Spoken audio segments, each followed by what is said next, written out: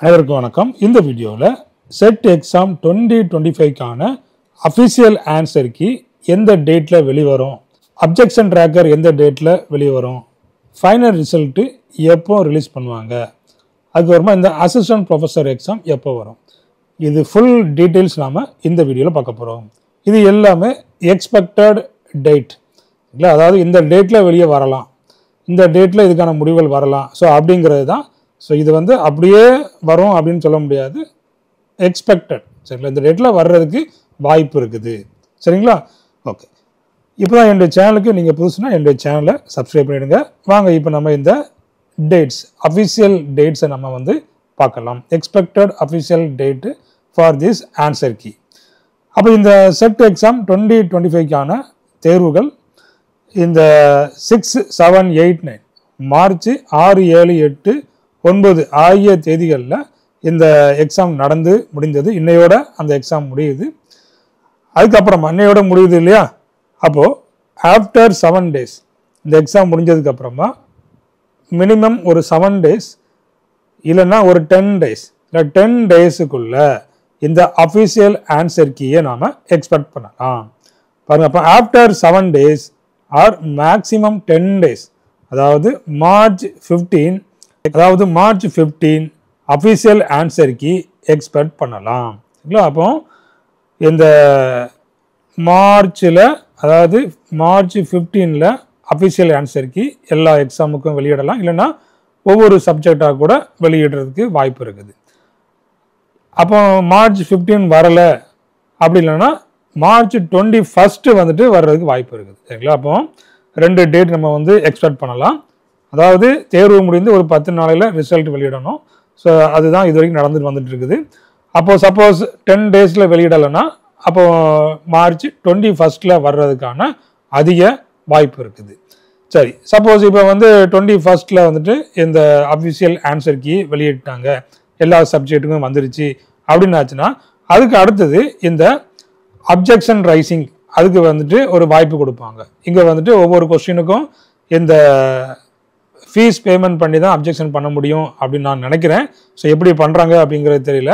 அது அந்த நோட்டிஃபிகேஷன் வந்தது பிறகு தான் அந்த அப்ஜெக்ஷன் ரைசிங் எப்படி அப்படிங்கிறது தெரியும். அப்போது இந்த மார்ச் 15 இல்லைன்னா 21 வர்றதுக்கு அதிக வாய்ப்பு இருக்குது அஃபிஷியல் ஆன்சர் கீ.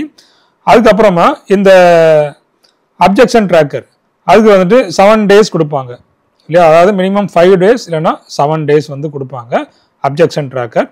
அப்போ மார்ச் 21 ஆன்சர் கீ வந்துடுது. அதுக்கப்புறமா ஒரு 7 days அந்த அப்ஜெக்ஷன் ட்ராக்கிங்க்கு எடுக்கிறாங்க. அதுக்கப்புறமா இந்த 31 மார்ச் 31 பார்த்தீங்கன்னா இந்த அப்ஜெக்ஷன் ரைஸ் பண்ணுறதுக்கு கடைசி டேட்டாக கொடுக்கறதுக்கு வாய்ப்பு இருக்குது. Expected date March 31. சரி, இப்போ மார்ச் 31 அப்ஜெக்ஷன் ரைஸ் பண்ணியாச்சு. அதுக்கப்புறமா மார்ச் 31 அப்ஜெக்ஷன் ரைஸ் பண்ணியாச்சு. அதுக்கப்புறமா ஹவு மெனி டேஸ், எவ்வளோ நாள் ஆகும் இந்த ரிசல்ட் வர்றதுக்கு அப்படின்னு பார்த்தீங்கன்னா, ஸோ அதில் ஒரு 30 days. சரிங்க, பாருங்கள். So after 30 days or 45 days, மினிமமாக 35 days, மேக்ஸிமம் 45 days, இல்லைன்னா 2 month கூட டைம் எடுக்கலாம். இது எக்ஸ்பெக்டட் டேட்டு தான். சரிங்களா, இது வரைக்கும் நடந்து வந்தது அப்படி நம்ம சொல்லிட்டு இருக்கிறோம். அப்போ 30 days வர்றதுக்கு வாய்ப்பு. ஏன்னா இது எல்லாமே இப்போ ஆன்லைன் இல்லையா, இது இந்த கம்ப்யூட்டர் பேஸ்ட் டெஸ்ட் அப்படிங்கிறதுனால இந்த ரிசல்ட்டை வெளியிடுறதுக்கு ரொம்ப வசதியாக இருக்கும். ஈஸியாக அவங்களால இந்த ரிசல்ட்டை அவங்க ரிலீஸ் பண்ண முடியும். ஸோ அதனால் நாட்கள் அதிகமாக எடுக்காது. அப்போ பாருங்கள், so after 30 days or 45 days இல்லைன்னா மேக்ஸிமம் 2 month, இதில் 2 month தான் மேக்ஸிமம் போகும்.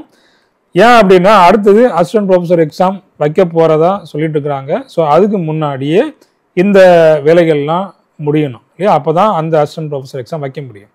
அப்போ பார்த்தீங்கன்னா இந்த ஆஃப்டர் 30 days ஆர் 45 days, அப்போ பார்த்தீங்கன்னா இந்த மே 1st week, அதாவது மே 9th இல்லைன்னா மே 16th இந்த ஃபைனல் ரிசல்ட்டை எதிர்பார்க்கலாம். இந்த செட் எக்ஸாமினுடைய ஃபைனல் ரிசல்ட் பார்த்தீங்கன்னா மே 9th இல்லைன்னா மே 16th வெளியே வர்றதுக்கு அதிகமான வாய்ப்பு இருக்குது. அப்போ மேலே இந்த செட் எக்ஸாமுக்கான ரிசல்ட் வந்துடுது. அதுக்கப்புறமா ஜூனில் இந்த அசிஸ்டன்ட் ப்ரொஃபஸர் எக்ஸாமுக்கான அந்த ப்ரெஸ் ரிலீஸை வெளியிடுவாங்கன்னு நினைக்கிறேன். ஏன்னா உயர்கல்வித்துறை அமைச்சர் கோவி செலியன் அவர்கள் இப்படி தான் சொல்லிட்டு வர்றாங்க. ஜூனில் வந்து எக்ஸாம் வைக்க போகிறதா சொல்லிக்கிறாங்க. அப்போ ஜூனில் ஒரு ப்ரெஸ் ரிலீஸ் விட்டுட்டு அதுக்கப்புறமா இந்த எக்ஸாம் டேட்டு பார்த்தீங்கன்னா இந்த செப்டம்பரில் இருக்கிறதுக்கு அதிகமான வாய்ப்பு இருக்குது. சரிங்களா? அப்போ பாருங்கள், அப்போ இந்த மார்ச் 31 அப்ஜெக்ஷன் ட்ராக்கிங்கு லாஸ்ட் நாள் இல்லையா? அதுக்கப்புறமா ஆஃப்டர் 30 days இல்லைன்னா 45 days. அப்போது இந்த மே 9th அதாவது மே ஃபர்ஸ்ட் வீக்கு இல்லைன்னா மே 16th இந்த ஃபைனல் ரிசல்ட்டை ரிலீஸ் பண்ணுறதுக்கு அதிகமான வாய்ப்பு இருக்குது. அதுக்கப்புறமா ஜூனில் இந்த அசிஸ்டன்ட் ப்ரொஃபஸர் எக்ஸாமுக்கான நோட்டிஃபிகேஷன் அதாவது ப்ரெஸ் ரிலீஸுக்கு வாய்ப்பு இருக்குது. அப்போ இந்த எக்ஸாம் டேட்டு அந்த டிஆர்பி அசிஸ்டன்ட் ப்ரொஃபஸர் எக்ஸாமுக்கான எக்ஸாம் டேட்டு இந்த செப்டம்பர் மந்தில் எக்ஸ்பெக்ட் பண்ணலாம். சரிங்களா? அப்போ இதுதான் இந்த செட் எக்ஸாமினுடைய லேட்டஸ்ட் அஃபிஷியல் டேட்ஸ்.